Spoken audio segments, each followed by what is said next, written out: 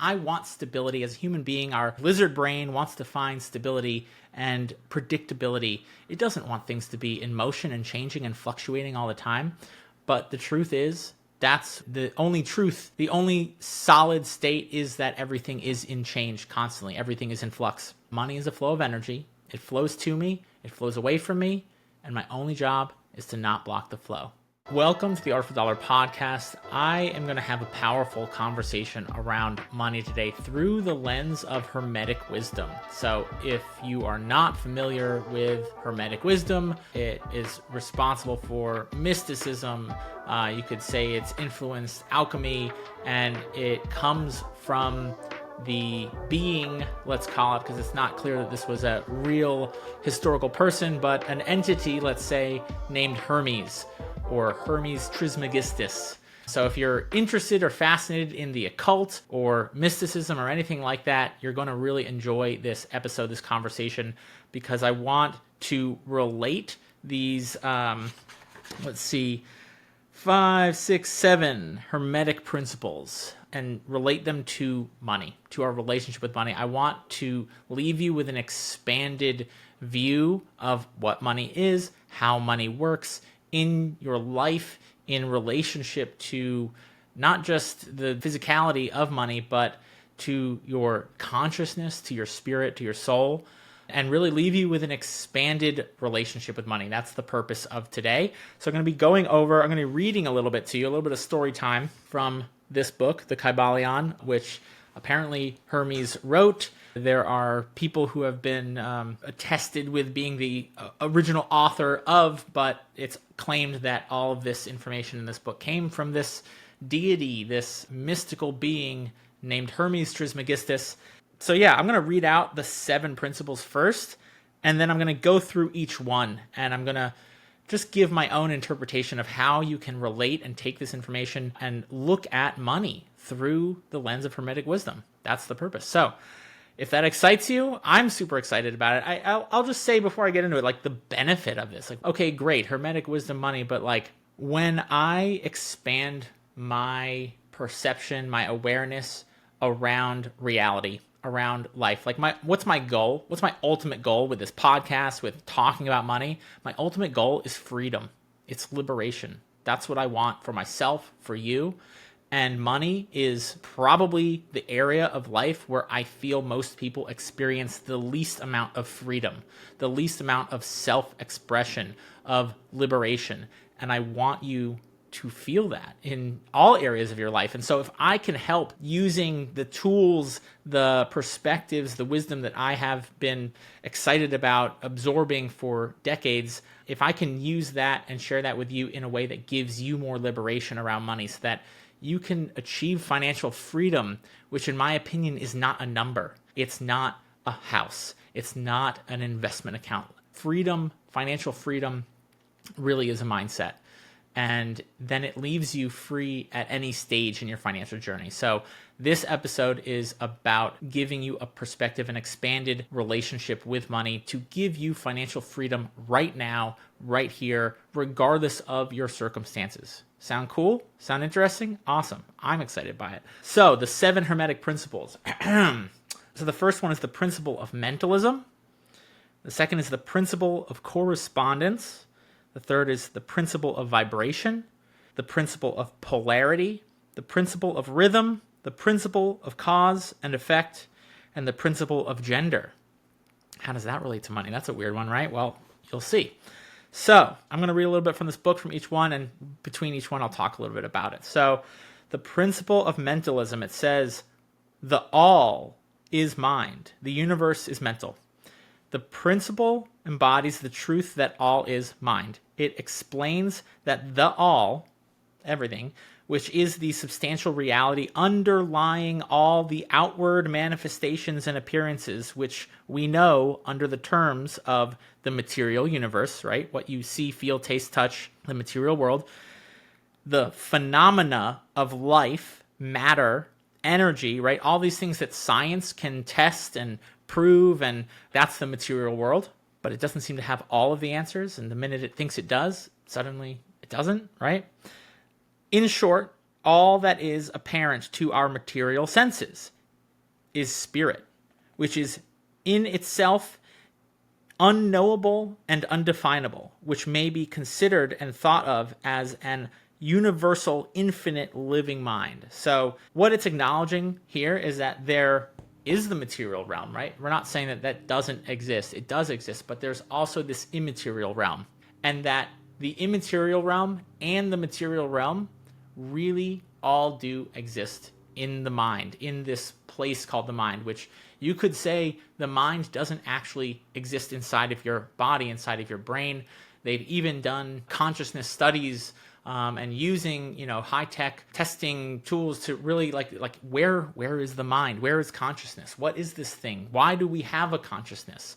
Does a rock, does a plant have a consciousness? Maybe. Is it different from ours? So how does this relate to money? We have this perception of money as being this, either the paper that we hold in our hand, the number in our bank account on the screen, but is that money?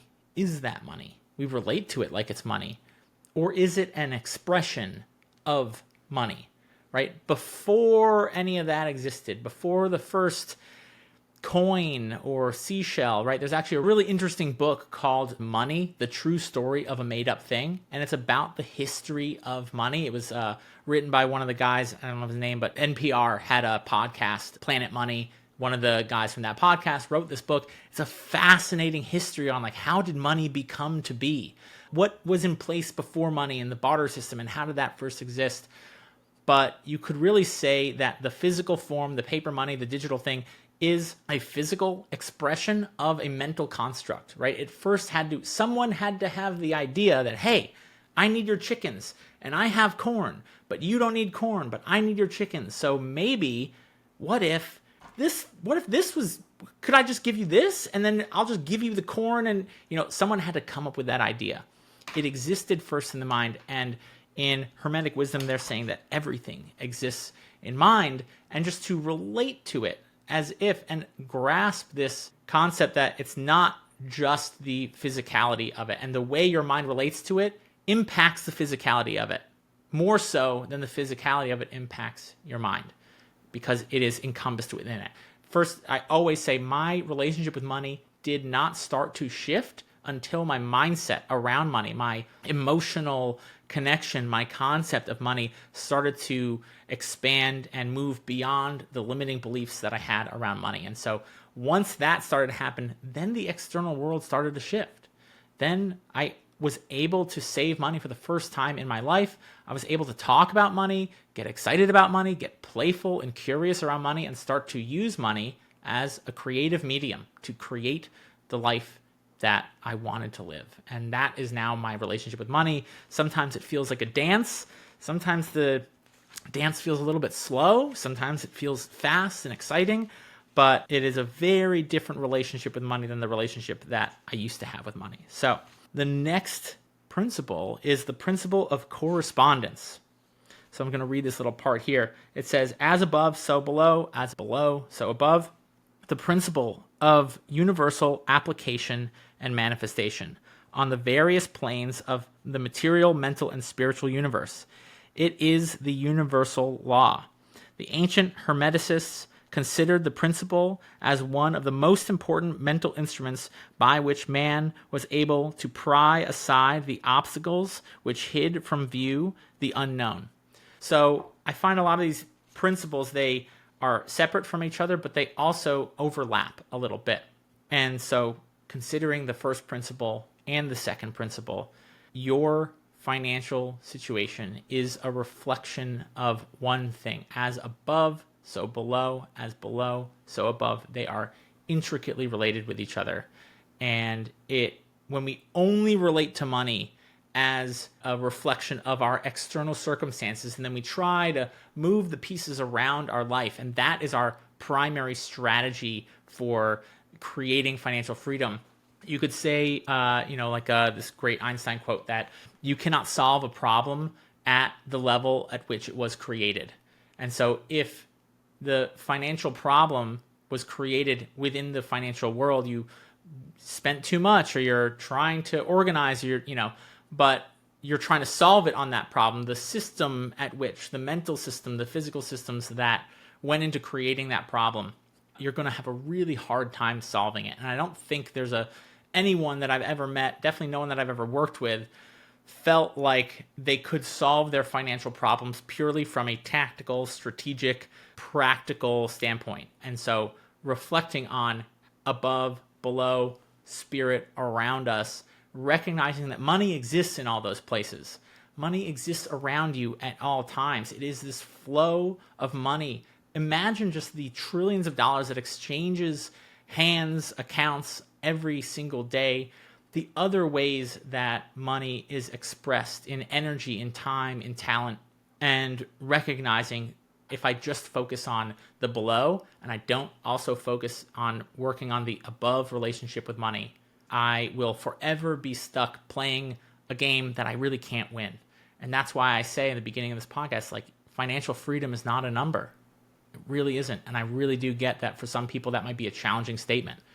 They might be convinced that, nope, see, when I get to XYZ place, then I will feel more free than I feel right now.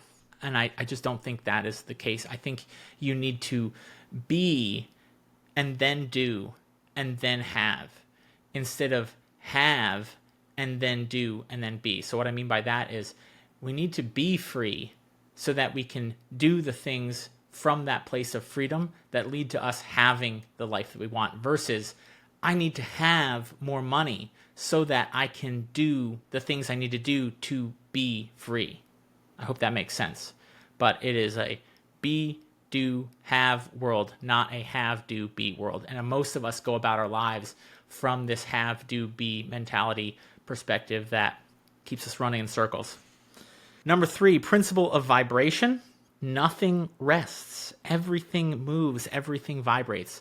You can really clearly see that one in money from a very practical standpoint in terms of inflation, investments, debt. The value of money is forever changing. It's never been stable. It never will be stable. It is always moving. It is always vibrating. And everything is vibration. And even if you take it from a purely scientific perspective, the desk in front of me is made of atoms, of electrons, of quarks, and they're moving and vibrating at all times. This desk is literally vibrating even though it doesn't appear to be.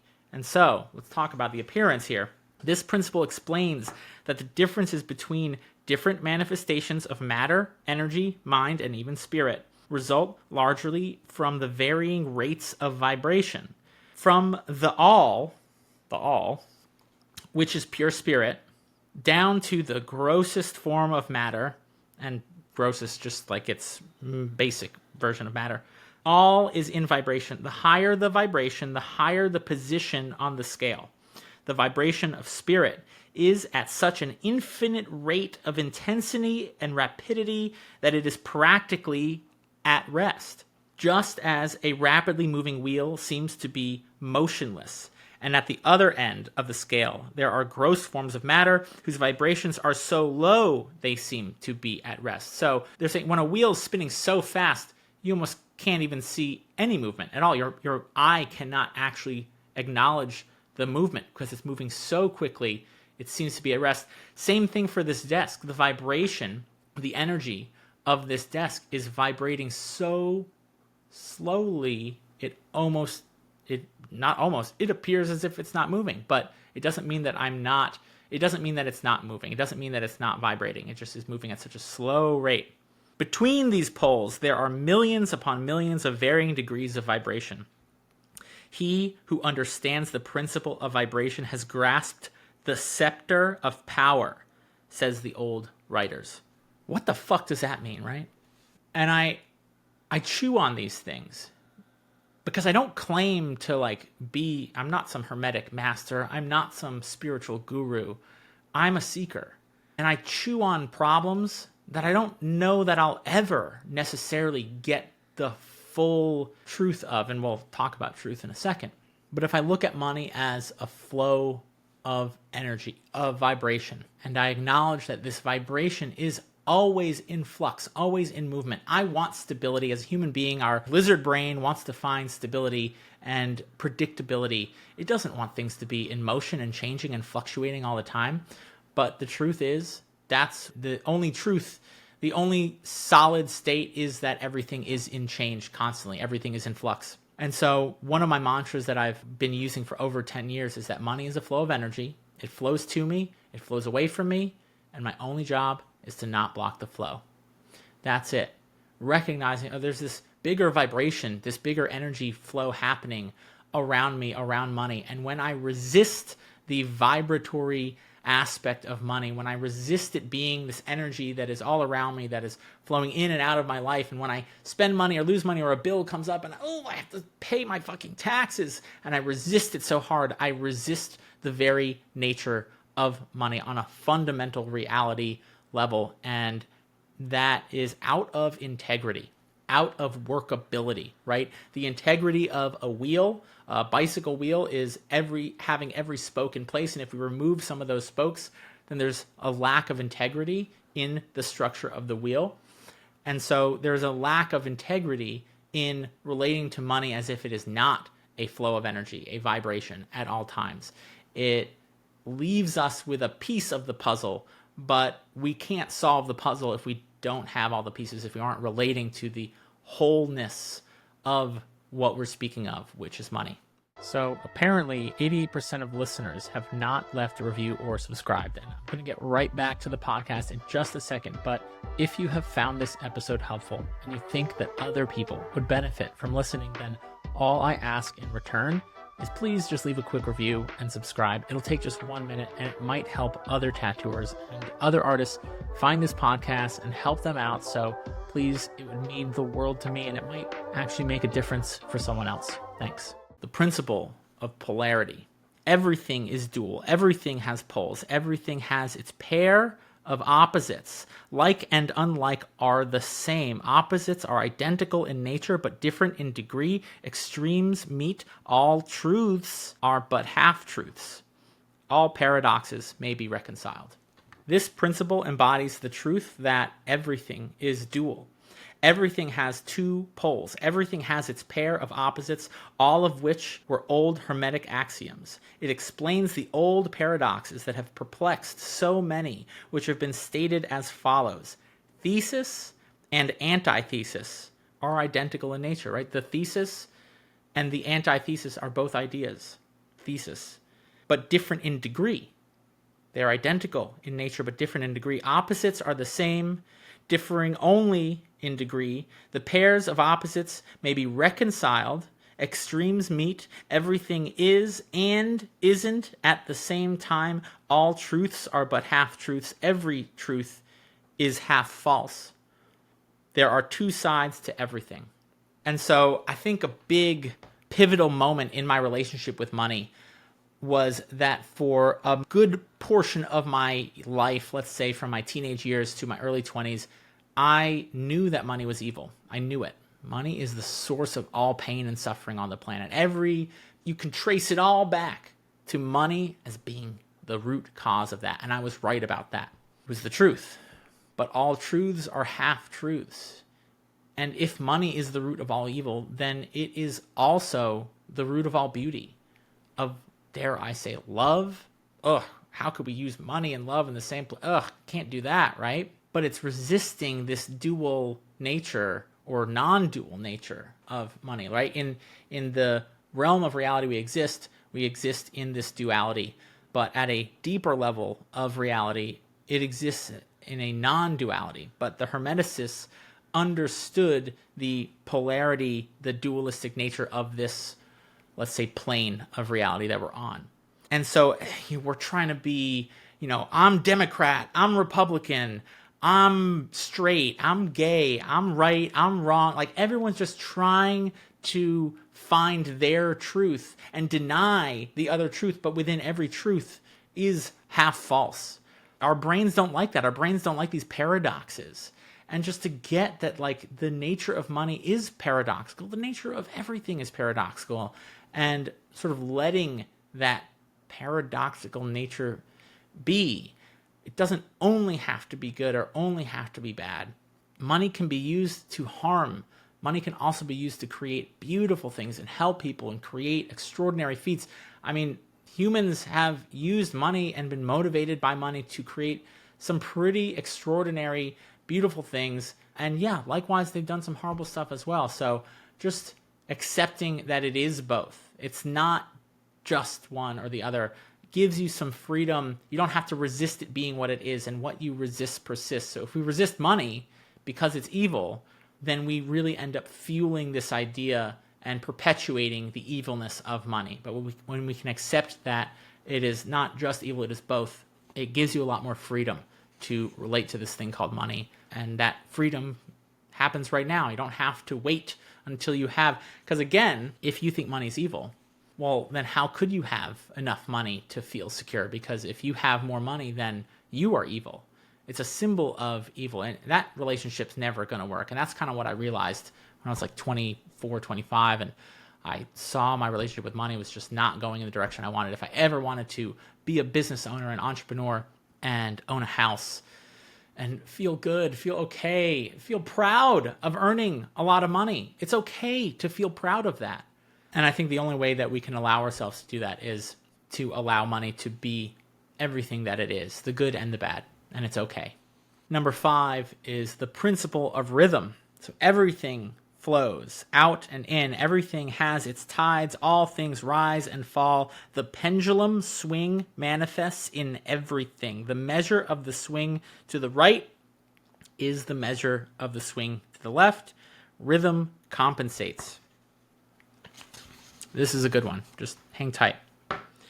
I'm going to just jump right into the middle of something that it's saying about this law, because I found this particular part to be very interesting, that they apply the mental law of neutralization. They're talking about the Hermeticists, these masters of the Hermetic philosophy. They apply the mental law of neutralization. They cannot annul the principle or cause it to cease its operation. They can't stop the pendulum from swinging, but they have learned how to escape its effects upon themselves to a certain degree, depending on the mastery of the principle.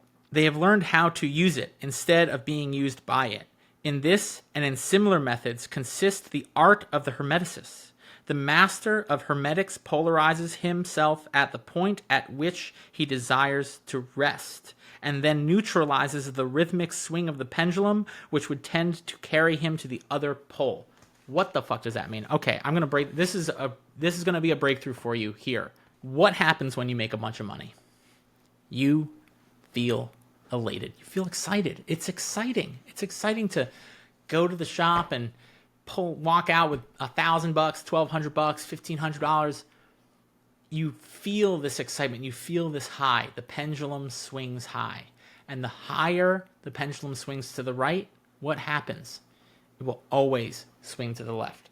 By getting caught up in the excitement of making money, and I don't want you to not feel proud of your effort that you put in, but the reward, if we can detach ourselves from the result, we can actually step off of the pendulum, because when we get that huge, elated, almost high, drug high from making money, we set in place the exact actions that are going to lead to the pendulum swinging down to the low and to the opposite end, which is feeling depressed, feeling broke, feeling like a lack, a scarcity. We get that excitement, we spend money, we think about how we're going to spend it. Subconsciously, we've already set in motion the exact circumstances that will lead to us feeling broke again. And we do it over and over and over again. I remember that experience at tattoo shops, and even still over the past couple years, and growing my businesses and hitting these new marks and feeling this like unstoppable feeling that you get when you make a bunch of money. And I've really had to look at it and work on this and recognize that I need to reward myself for the effort put in and get excited about that day in and day out. And it's not the same kind of high. It's not the same kind of like, oh my God, I showed up and I did the thing. It's just acknowledging that, you know what? I showed up today. I did my best. The result was whatever the result was. It was a lot of money. It was no money. Maybe it was lost money. But when I do that, when I neutralize that high, that swing, and I step off the pendulum, I watch it. I watch my mind get excited about money, but my emotional state can actually stay very neutral. It's a subtle thing. I don't know if just chew on this, right? The words that I'm saying right now might not even fully hit you at this moment, but just chew on them for a while. I want you to, because I want you to walk away with freedom, that when the next time comes that you make that money or you get that windfall or whatever it is, this is why people who win the lottery inevitably end up broke, because all that excitement of, oh my God, I just won $1 million, they end up worse off than they ever were, because they get so elated, so excited, so high on that pendulum that, again, they perfectly set in motion the exact actions, circumstances, feelings that are going to end up back even worse off than before they won the lottery.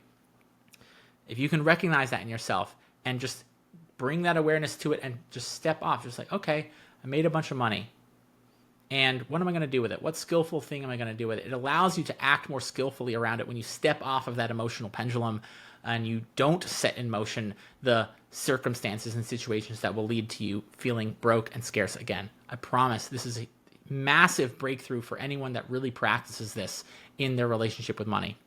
I'm going to get right back into it, but real quick, I wanted to let anyone who's feeling uncertain about your financial future know that, one, you are not alone. I speak to hundreds of tattooers and artists, small business owners all around the world every year, and it's very common to feel overwhelmed, confused when it comes to saving, investing, taxes, and all that stuff.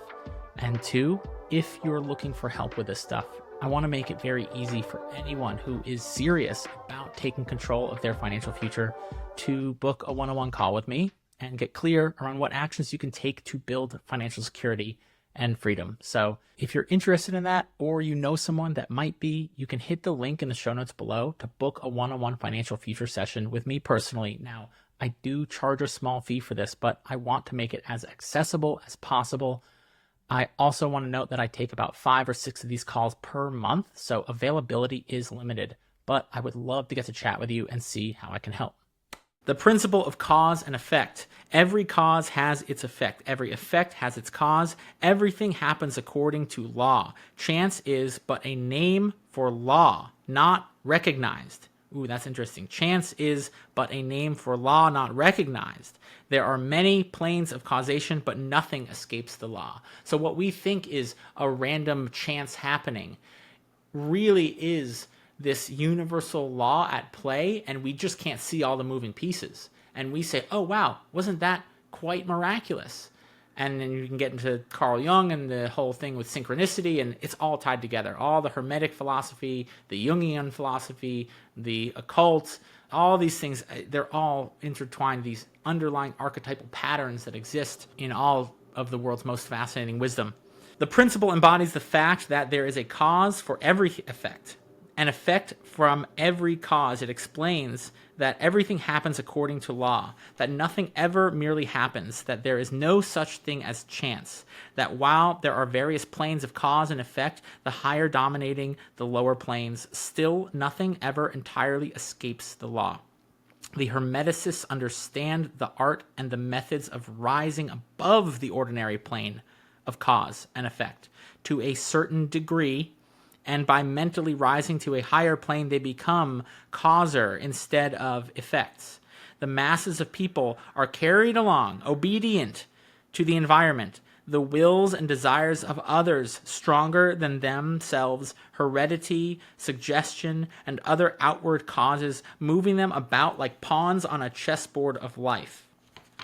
But the master, rising to the plane above, dominate their moods, characters, qualities, and powers, as well as the environment surrounding them, and become movers instead of pawns. They help to play the game of life instead of being played and moved about by others' wills and environment. Heavy, but so valuable. And again, similarly tied to what I was saying before about the pendulum and stepping away, the cause and effect, the swing of the pendulum, and stepping off of that game, just outside of it, recognizing that everything does have a cause and effect. But one thing I do, how do I practice this? So here's how I practice this.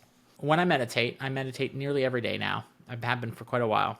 I surrender myself, my will, to the universe, because I know that there are infinitely greater points of happenings, of circumstance, of some relationship is being built 1,000 miles away between two people that isn't going to impact my life until 10 years from now because of something that they're doing is going to meet with something that I'm doing, and that is going to play a bigger role in my life than anything that I'm actually doing. This has already happened in my life, and it's already happened in your life. If you're really honest with yourself, the seemingly synchronistic happenings, the chance that, oh, wow, I was just thinking about that, and then this thing happened like that. There is some greater law at play that's working beyond our consciousness, beyond our tiny little human perspective. We're just peeking out at reality, and we can't see all the pieces. We can't see the law at play. And so when I'm meditating, I am presencing myself to the fact that anything I'm going to show up, I'm going to reward myself for the effort, I'm going to take action, but I don't know what the result's going to be, and totally fine. Did I show up today? Did I take action? Did I do my best? If I did, great. Sometimes doing my best is making sure I get enough rest and I sit and play video games and let my brain chill for a while. Sometimes that's absolutely what's needed. Did I give myself that today? Or is that not what's needed, but then I gave myself that? So rewarding myself for the effort, but recognizing that this greater universal law, so many things are in motion.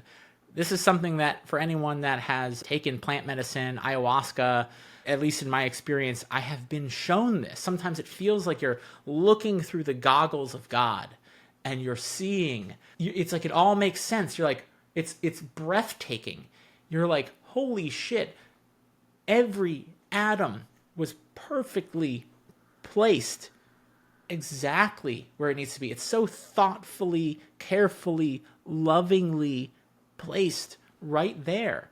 There's nothing I could do to fuck this thing up. And yet I'm going about my life, worried because I didn't answer that email and so has happened and someone on Instagram is saying something. It's like, all that shit doesn't fucking matter. The deeper I surrender and trust to the law of synchronicity, to the law of the universe that I couldn't possibly fully understand with my tiny little puny human brain, the more I just grasp how little I am in the face of all this and how little I understand, and yet we want so badly to understand. And you're like, how does this relate to money? It's all fucking related. When I surrender, I find that my relationship with money gets so much healthier, so much more peaceful. I'm able to do things and create with money. Again, the reflection as above, so below. I've taken the tension off of the doing, the result, and I've surrendered to it and trusted that more is happening than I could possibly be aware of. And so I'm going to run on synchronicity fuel, right? I'm not going to run on Ryan can do it all fuel. Ryan can do something, but really what's going to make the biggest difference in my financial life is surrendering, trusting, relieving myself of the stress and the burden of money so that I can take the best action possible, put the best foot forward every single day. And the thing that really allows me to do that is knowing that there's so much more at play around me and I can surrender and trust. All right, and so last but not least, we have the seventh principle, which is the principle of gender. Let's hear how this one plays out. Gender is in everything. Everything has its masculine and feminine principle. Gender manifests on all planes. This principle embodies the truth that there is gender manifested in everything, masculine and feminine principles ever at work. This is true not only of the physical plane, but of the mental and even the spiritual planes. On the physical plane, the principle manifests as sex. On the higher planes, it takes higher forms, but the principle is ever the same. No creation, physical, mental, or spiritual, is possible without this principle. An understanding of its laws will throw light on many a subject that has perplexed the minds of men and women and everyone in between.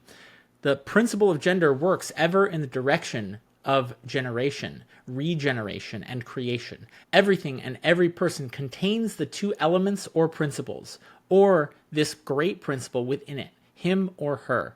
Every male thing has the female element. Also, every female contains also the male principle. If you would understand the philosophy of mental and spiritual creation, generation, and regeneration, you must understand and study the Hermetic principle. So, all this debate about gender identity, and all that stuff. You do you. I don't care. Like, whatever makes you happy, like, do it, you know? I personally don't care what you call me. I mean, I born a man, I feel like a man, but I also feel very in touch with my feminine energy, and I couldn't care less what my label was personally. Now, I don't say you do you. Whatever lights you up, whatever makes you feel fulfilled. And if you prefer a certain pronoun, but that's so far from what we're talking about here, because again, you're attaching yourself to a specific, you're saying I am this or I am that, when the truth is we are all of it.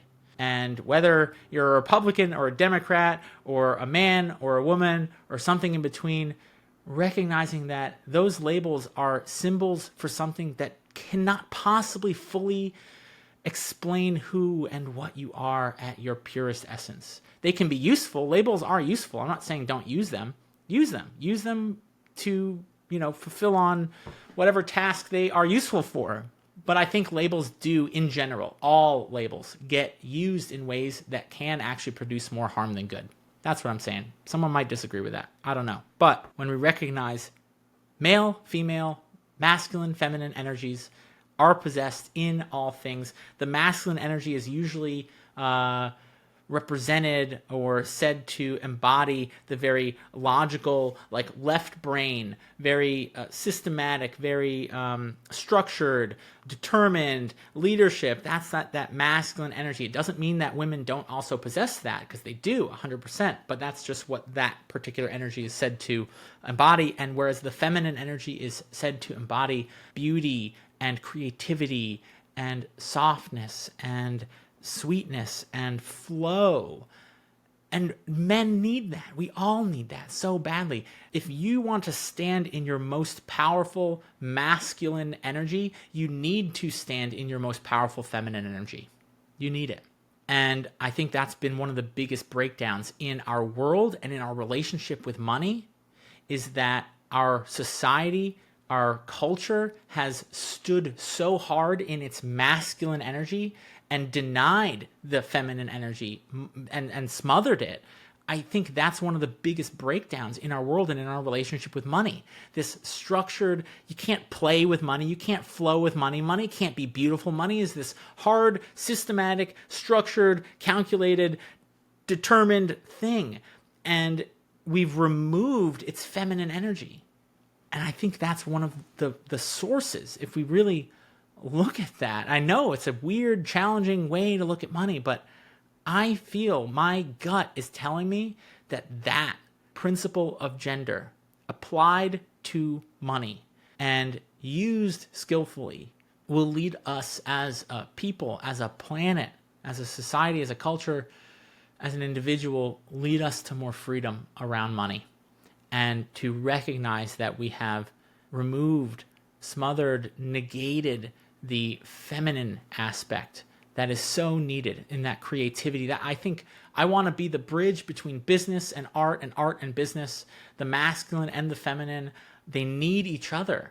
We shouldn't deny either one. And that is what I think is at the root cause of the biggest breakdown around our cultural, societal, global relationship with money.